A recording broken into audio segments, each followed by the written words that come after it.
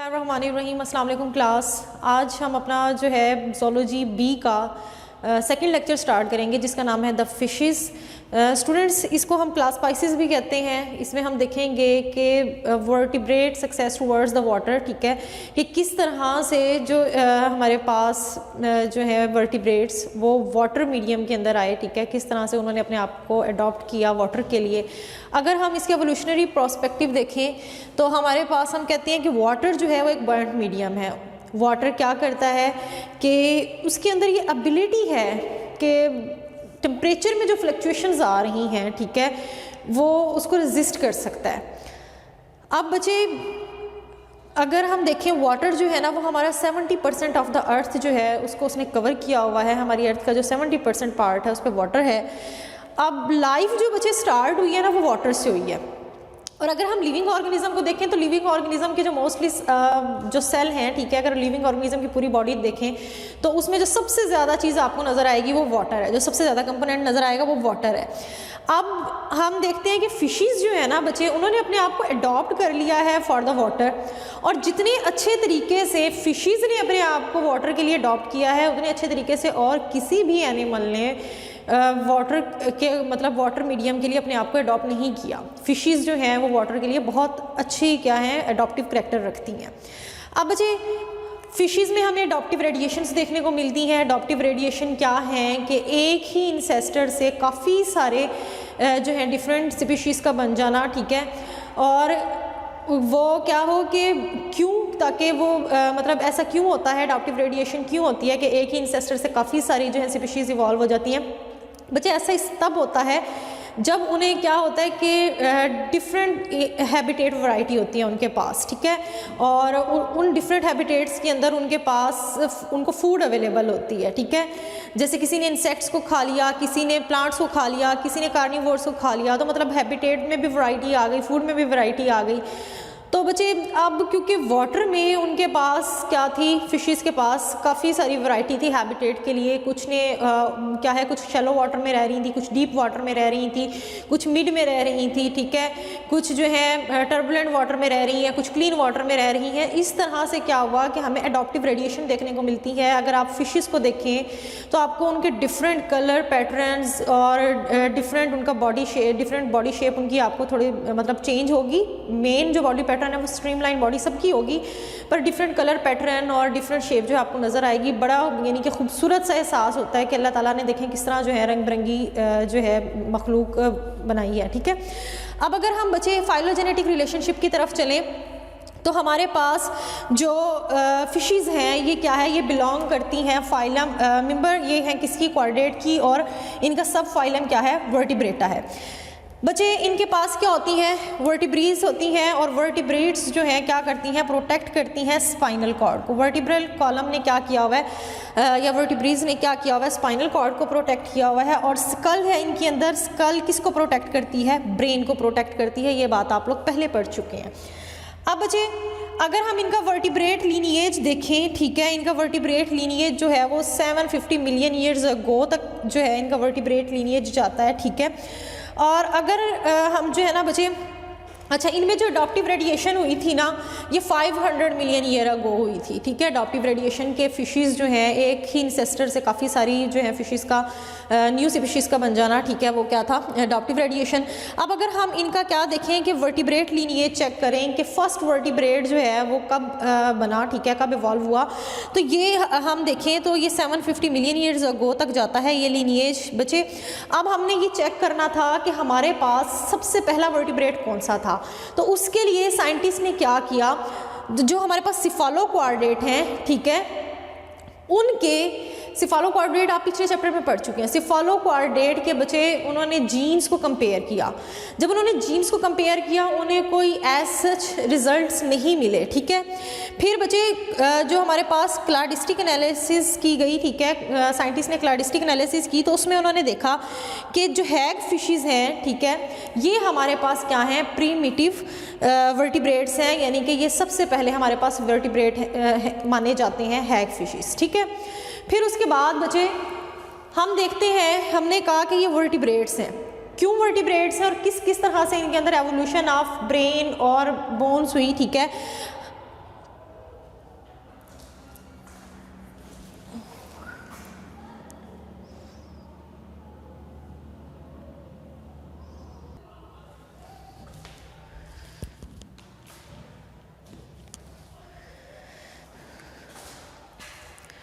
Okay students, तो हम evolution of brain की बात करें तो चाइनीज़ ने क्या किया, जब चाइनीज़ साइंटिस्ट ने जब अर्थ को डिग किया तो उन्हें वहाँ से क्या हुआ कि फॉसिल्स मिले, ठीक है।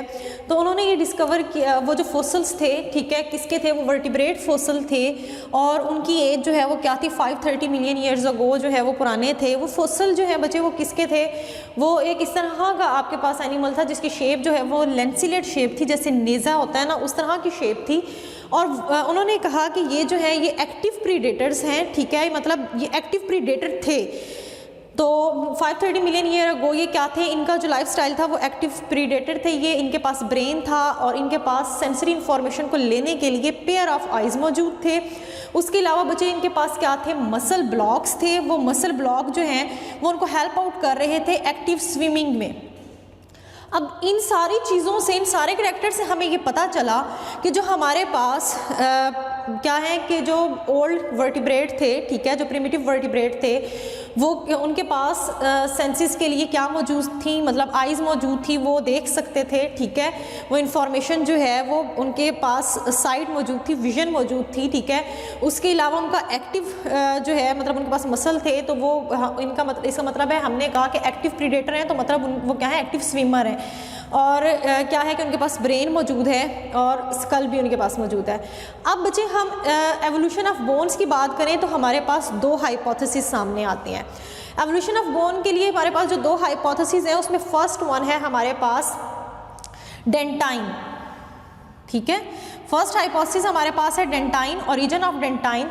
बच्चे कॉनोडोंट्स जो कि हमें फॉसिल्स मिलते हैं 5-10 मिलियन ईयर्स अगो, ठीक है, इनको क्या किया साइंटिस्ट ने, पहले तो एक डिफरेंट फाइलम के अंदर रख दिया, बट लेटर ऑन उन्हें पता चला कि ये तो फुल फ्लेज वर्टिब्रेट्स हैं, मतलब ये तो टोटल वर्टिब्रेट्स हैं। क्यों? क्योंकि बच्चे अच्छा ये जो उन्होंने बताया कि ये जो हमारे पास कॉनोडोंट्स हैं ये टोटल वर्टिब्रेट्स हैं, मतलब ट्रू वर्टिब्रेट्स हैं, ऐसा उन्हें किस तरह से पता चला, उसके फॉसिल रिकॉर्ड से पता चला, ठीक है। अब बच्चे अगर हम कॉनोडोंट के माउथ को देखें तो इसके माउथ में क्या है, हमें 2 रोज ऑफ डेंटाइन मिलती है, ठीक है। डेंटाइन की 2 रोज मिलती हैं और ये डेंटाइन जो है, या जिसे आप कह लें कि टीथ लाइक स्ट्रक्चर जो है, ये वर्टिब्रेट, आज के जो वर्टिब्रेट हैं, ठीक है, उनका जो स्ट्रक्चर है, या यूँ कह लें कि उनकी जो कंपोजिशन है वो वर्टिब्रेट के स्केलेटन से मिलती है, ठीक है। इनके जो माउथ है उसमें क्या थे, रूट लाइक डेंटाइन थे, और डेंटाइन जो है उनकी कंपोजिशन जो है वो किससे मिलती है, वर्टिब्रेट के स्केलेटन से। उसके बाद बच्चे जो हमारे पास दूसरा ओरिजिन है, जो दूसरा हाइपोथेसिस है, वो है ओरिजिन ऑफ डेंटिकल्स। डेंटिकल्स जो है बच्चे कहा यह जाता है कि जो बोन्स अराइज हुई हैं वो किससे अराइज हुई हैं, डेंटिकल से अराइज हुई हैं। और डेंटिकल्स कहाँ पे मौजूद हैं, स्किन पे मौजूद हैं। बच्चे डेंटिकल्स जो है इसमें स्टोर किया जाता है मिनरल्स को, जैसे कि कैल्शियम फॉस्फेट, ठीक है। अब जो बच्चे कहते हैं कि बोन्स की जो ओरिजिन है, सबसे पहले जो बोन्स बनी वो 500 मिलियन ईयर्स अगो बनी। क्यों ऐसा क्यों कहा जाता है, क्योंकि साइंटिस्ट को फॉसिल्स मिले जो कि 500 मिलियन ईयर अगो पुराने थे, और उनमें क्या था, बोनी आर्मर फिश है एक हमारे पास, ऑस्ट्रेकोडर्म, ठीक है। बच्चे ये जो बोनी आर्मर फिश है ऑस्ट्रेकोडर्म, इसमें क्या है, हमारे पास बोन्स तो हैं, वर्टिब्रेट्स तो हैं, पर इसके अंदर जाज और अपेंडेजेस नहीं होती, ठीक है। ऑस्ट्रेकोडर्म में जाज और अपेंडेजेस अल्दो अभी नहीं इवॉल्व हुई थी, जाज और अपेंडेजेस की एवोल्यूशन हमारे पास काफ़ी बाद में जाके आती है, ठीक है। हमारे पास जो प्रिमिटिव फिशेस हैं उनमें जाज और अपेंडेजेस नहीं हैं, ठीक है। एडवांस फिशेस के अंदर हमारे पास जाज और अपेंडेजेस हमें देखने को मिलती हैं। तो ये कहा जाता है कि बोन्स की फॉर्मेशन जो है वो 500 मिलियन ईयर अगो पहले हो गई थी, पर जो हमारे पास किस में, बोनी आर्मर फिश में देखी गई, जो कि हमारे पास है ऑस्ट्रेकोडर्म, जबकि ऑस्ट्रेकोडर्म के अंदर उस वक्त भी जाज और अपेंडेजेस नहीं थे। इसका मतलब है कि जाज और अपेंडेजेस की एवोल्यूशन बाद में हुई है। उसके बाद स्टूडेंट्स हम बात करते हैं कि फिशेस की एवोल्यूशन जो है वो मैरीन वाटर में हुई है या फ्रेश वाटर में हुई है। तो बच्चे कहा यह जाता है कि अब हम अगर देखें तो हमारे पास जो इनवर्टिब्रेट्स हैं, ठीक है। वर्टिब्रेट्स से पहले जो हमारे पास इनवर्टिब्रेट्स हैं ड्यूटरोस्टोम, ठीक है। इकाइनोडर्म को अगर हम देखें तो वो हमारे पास क्या है, ज़्यादातर मेरीन है। तो हम ये कहते हैं कि जो वर्टिब्रेट्स इवॉल्व हुए हैं वो मेरीन वाटर से हुए हैं, ठीक है। मतलब कि वो मेरीन वाटर में थे तो फिशेस का जो ओरिजिन हुआ वो मेरीन वाटर में हुआ, बट फिशेस जो है वो मेरीन वाटर से फ्रेश वाटर में और फ्रेश वाटर से मेरीन वाटर में वो आती जाती रहती थी। तो जो एवोल्यूशन हुई है ना ज़्यादा, मतलब जो चेंज आया है, जैसे हमने अडैप्टिव रेडिएशन की बात की, तो वो ज़्यादा फ्रेश वाटर के अंदर आया है। ऐसा क्यों कहा जाता है बच्चे? अब अगर हम देखें तो फ्रेश वाटर हैबिटेट जो है ना वो अर्थ पे 0.0093% है, मतलब कि मेरीन वाटर के मुकाबले में बहुत कम है। जबकि फ्रेश वाटर फिशेस की जो स्पीशीज़ हैं हमारे पास, ठीक है, वो फिशेस जो फ्रेश वाटर में रहती हैं वो हमारे पास 41% है, अबाउट हाफ, यानी कि 9% से कम, यानी हाफ के करीब करीब है। तो इसका मतलब है कि फ्रेश वाटर के अंदर बहुत ज़्यादा एवोल्यूशन हुई है। तो कहा यह जाता है कि जो सबसे पहला यानी कि वर्टिब्रेट हमें देखने को मिलता है वो मेरीन वाटर में देखने को मिलता है, जबकि जो उसकी एवोल्यूशन है ज़्यादा वो किस में हुई है, फ्रेश वाटर में हुई है। इसके बाद स्टूडेंट्स हम देखते हैं next traditional classification. Traditional classification of chordates की अगर हम बात करें तो ये मैं आपको पहले भी लिखवा चुकी हूँ, पर अगेन जो है हम इसको रिवाइज करेंगे एक बार फिशेस को स्टडी करने से पहले। तो हम देखते हैं सबसे पहले हमारे पास आते हैं यूरोकॉर्डेट्स एंड सिफालोकॉर्डेट्स। बच्चे यूरोकॉर्डेट्स एंड सिफालोकॉर्डेट के बारे में आप प्रीवियस चैप्टर में पढ़ चुके हैं। यूरोकॉर्डेट्स में हमारे पास जो मेजर हमने मतलब के सैंपल के तौर पे जो हम ऑर्गेनिज्म लेते हैं वो हमारे पास ट्यूनिकेट्स आते हैं, सिफालोकॉर्डेट में लेंसिलेट्स आते हैं। अभी हमने देखा कि लेंसिलेट्स के क्या थे, फॉसल्स मिले थे, ठीक है। और सिफालोकॉर्डेट्स को जो है ये चेक करने के लिए कि क्या ये सबसे पहले वर्टिब्रेट्स थे, तो उसमें भी इनको स्टडी किया गया। अब बच्चे ये हमारे पास क्या है, प्रोटोकॉर्डेट्स हैं, ठीक है। वो कॉर्डेट्स जो सबसे पहले आए हैं, जिनका सबसे पहले मतलब कि ओरिजिन हुआ। उसके बाद हमारे पास आ जाते हैं प्रोटोकॉर्डेट्स के बाद हमारे पास अगर हम देखें हैं तो ये सब कॉर्डेट्स, ठीक है। जो यूरोकॉर्डेट और सिफालोकॉर्डेट हैं ये हमारे पास क्या हैं, प्रोटोकॉर्डेट्स हैं। अच्छा, तो इसके बाद हमारे पास क्या है, मैग्जिनी है, सिफालोस्फिडोमार्फी है, कॉन्ड्रिक्थीज है, ऑस्टिकथीज है, एम्फीबियन है, रेप्टाइल है, एवीज है और मैमल्स हैं, ठीक है। अब बच्चे अगर हम देखें जो सिफालोकॉर्डेट और यूरोकॉर्डेट हैं इन्हें हम कहते हैं एक्रेनिएटा, ठीक है। ए का मतलब है विदाउट, क्रेनिएटा मतलब क्रेनियम, मतलब कि बच्चे इनके अंदर स्कल नहीं होती, क्रेनियम नहीं होता इनमें, ठीक है।